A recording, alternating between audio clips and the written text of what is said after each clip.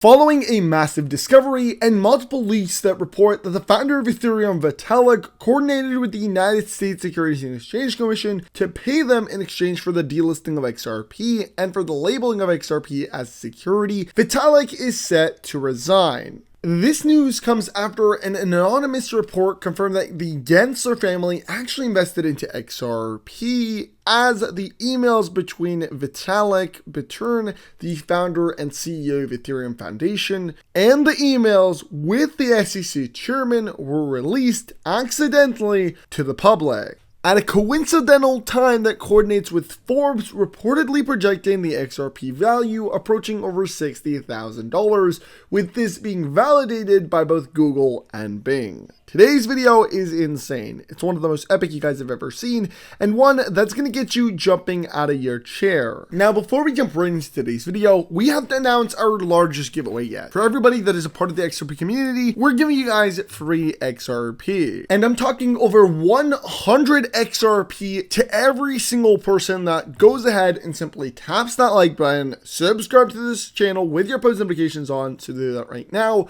and most importantly, signs up on Uphold. You must be a new user, so if you want to sign up, then do a transaction. Once that's completed, you're going to get your free up to 100 XRP bonus. Now, the transaction could be anything. It could be a penny, it could be $1, it could be $10, that's up to you, but you must sign up using my link in the description and do a transaction. You'll then go ahead and get your free referral bonus to buy yourself that up to 100 XRP. And with all of that being said, let's get right into the video. My research all began when delving deep into Vitalik Buterin. Think about this. A couple days ago, I was looking on my phone and I took into the fact that the SEC Ripple case must have started from something. And this is when the whole Ethereum Foundation began to pop into my head, and we realized that a speech was made by William Hinman back in 2018, deeming Ethereum not a security.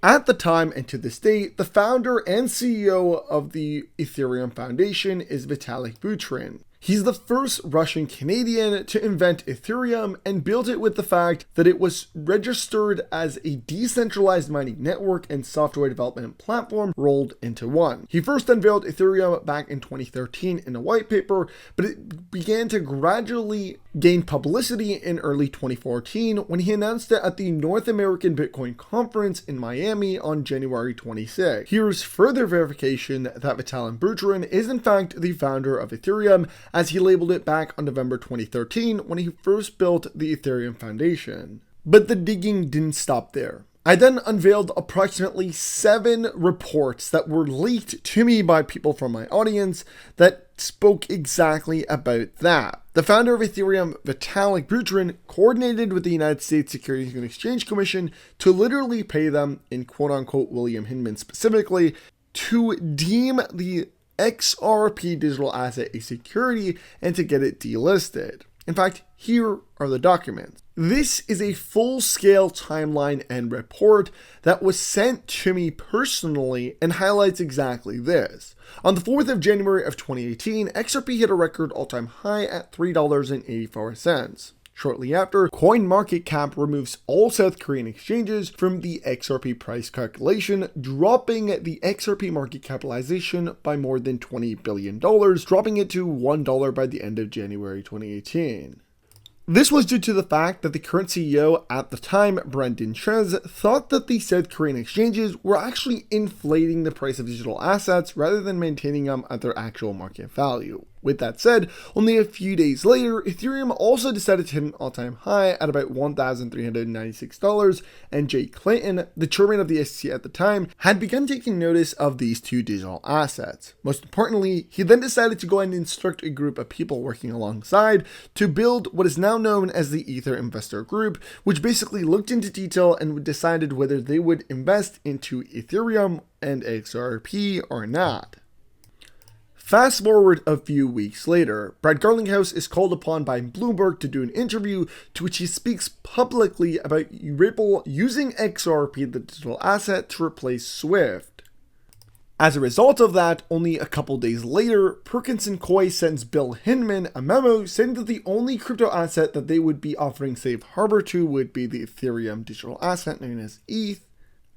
and then informed the ETH investor group to meet secretly with Bill Hinman, asking for a regulatory free pass from the SEC. The meeting was then shortly leaked, and Nathaniel Popper reported that Ethereum investors sought a non-security designation from the SEC only for Ethereum and not for XRP anymore. Gary Gensler, at the time, the chairman of the CFTC, known as the Commodities and Future Trading Commission, decided that they would go ahead and announce a comment publicly saying that they believed Ripple, Ethereum, and the rest of crypto needed more regulatory clarity before anything was done. The SEC then, shortly later, met with Joe Lubin and Consensus, now known as the Ethereum Foundation, their team, and their side company. Here is where things started to leak. On June 2018, Coinbase announces that it would be listing Ethereum Classic, and a memo analyzing whether XRP's security is passed among the SEC staff, with the SEC refusing to disclose exactly the details of this memo. William Hinman's speech declaring XRP as a security and the Ethereum Foundation, their Ether asset,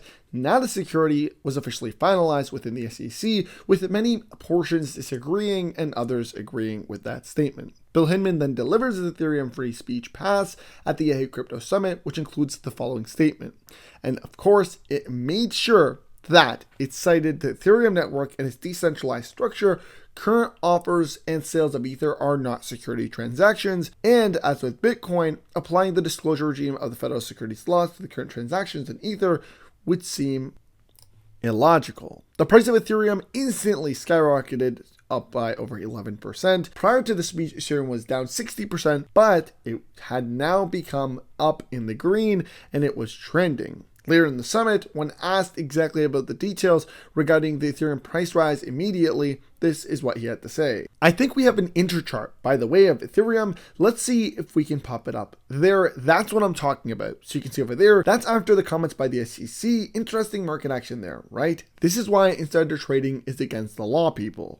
On September 26 of 2018, Gary Gensler, the current chairman of the SEC, describes XRP as a cryptocurrency, not a security in the banking sector. This news alone triggered multiple people to shift away from the Ethereum Foundation and start to focus more on Ripple Labs, the company, and the XRP digital asset, as it was more popular and had become more popular for being way more efficient, more decentralized, and significantly cheaper than the Ethereum digital asset. Shortly after, and I mean about 2.5 weeks, a memo was sent by the Ethereum Foundation to the SEC deeming an urgent meeting that they needed to discuss in private. Of course, this was for Ripple and XRP and what they could do moving forward. This lasted for a couple days, and even Nancy Wojcicki, who participated in the secret meeting with the SEC and disagreed with Hinman that Ether is sufficiently decentralized to not be a security, and also highlighted that Ripple XRP is significantly more decentralized and should in fact be labeled not a security rather than Ethereum. The crazy part is that not only did Bill Hinman make it clear that this speech was meant for Ethereum, but also that it provided market guidance from the SEC, not just from him,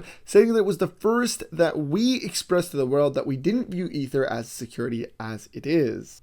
In November, Ripple Labs decided that they would also meet with the SEC and met with Commissioner Elad Al-Roseman, during which Commissioner Roseman told Mr. Garlinghouse that XRP is not a security, and notes of the meeting, which allegedly confirmed Commissioner Roseman's statement, were taken by Matthew Estabrook. But here's where everything went loose. In a statement made on January 2020, where the World Economic Forums talked about the central bank digital currency policymaking toolkit, they highlighted XRP rather than Ethereum as a crypto asset designed for intra or inter payments and settlement, giving an example of JPM coin and XRP, but not Ethereum. This led to more secret meetings between both the SEC and Ethereum, and finally on January 2020, early and late December of 2020, it was reported that the SEC now filed a lawsuit against Ripple Labs, informing them that they could cancel this lawsuit if the Ripple Labs decided that they would not use XRP and would stop talking about the digital asset moving forward. Ripple declined, and as a result, the lawsuit went ongoing.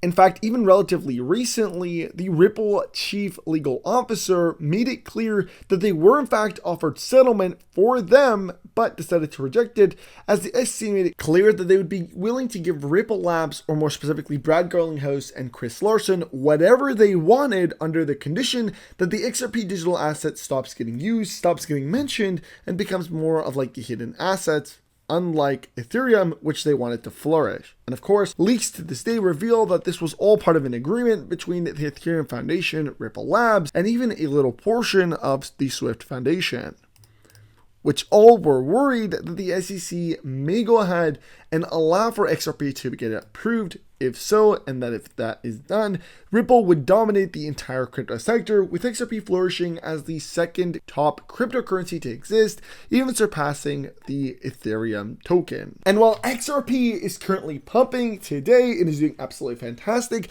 it's time to shift our focus towards other digital currencies that are going to make us millionaires. I think the time has come to really emphasize that the global wealth is about to be made through digital assets like the CTF coin, because we have analysts right now saying that this cryptocurrency, priced at only 26 cents, is about to surpass even XRP. XRP Whale, in fact, one of the most prominent analysts within the XRP and crypto space, cites XRP is ready to pump, but CTF token just experienced the golden cross. This is the last cross, and the last time it did that, it surged over 70x, with now, if the same percentage increase, and with the same X type of increase, we're going to see the CTF token at $875. This is going to skyrocket even before XRP, and considering its limited total supply of 120 million coins, we are about to see one of the largest generational wealth creations right here, the CTF token. And it's not only XRP Whale, it's also another analyst known as Jack the Rippler, and there's been tens of people that have said the same exact thing. I've been doing my due diligence, and I've actually purchased into the CTF token. Guys, if I'm looking to make wealth here, my goal is to get into cryptocurrencies that are early, that have massive potential, and that we see the massive price increase that we're about to see for CTF token. We're talking about 5,200% increases in a matter of 48 hours. The potential for this cryptocurrency to go from 26 cents to $1,000. That's what we're looking for, as this is where generational wealth is created. People that made generational wealth from Bitcoin bought it at $1 and sold it at $60,000. It's the same thing for this. And I think we're getting in extremely early. At least I think I'm getting in extremely early because I bought into it. And I'm telling you guys that when you see a cryptocurrency that is so low in value, I mean, this is very underpriced right here. That has a goal of hitting $10 billion market capitalization, as the crypto trading fund stated. That is very early in terms of holders, has very little supply. These are the coins you want to get into, because you want to find these coins that are gems that are going to skyrocket in the next couple months, going to make you generational wealth, and get into them early before anybody else realizes that they are good. Because once people start to realize and see, the CTF tokens pumping, that's when they're going to get in, and that's when the train's going to leave the station. So yeah, personally, I'm in on the CTF token. I'm hoping to make money, and I'm pretty sure, using my chart analysis, that we're about to see one of the largest breakouts we have ever seen for this cryptocurrency. And trust me, we have had some massive breakouts, and the people have made a lot of money as a result. I told you guys about this coin only a couple weeks ago, and it literally skyrocketed from then. And it's going to continue to skyrocket as we still experience those breakouts where you get, the sideways action. We're about to see a massive pump, and with the news coming out on January 20th, the closer and closer we get, the higher and higher the pumps are going to be, the more money is going to be made. And then imagine once the news is released, we're going to have an even larger breakout. So money is going to continue to flow, and anybody that gets in early is going to be one of those people that are able to catch in early and make bank at the top.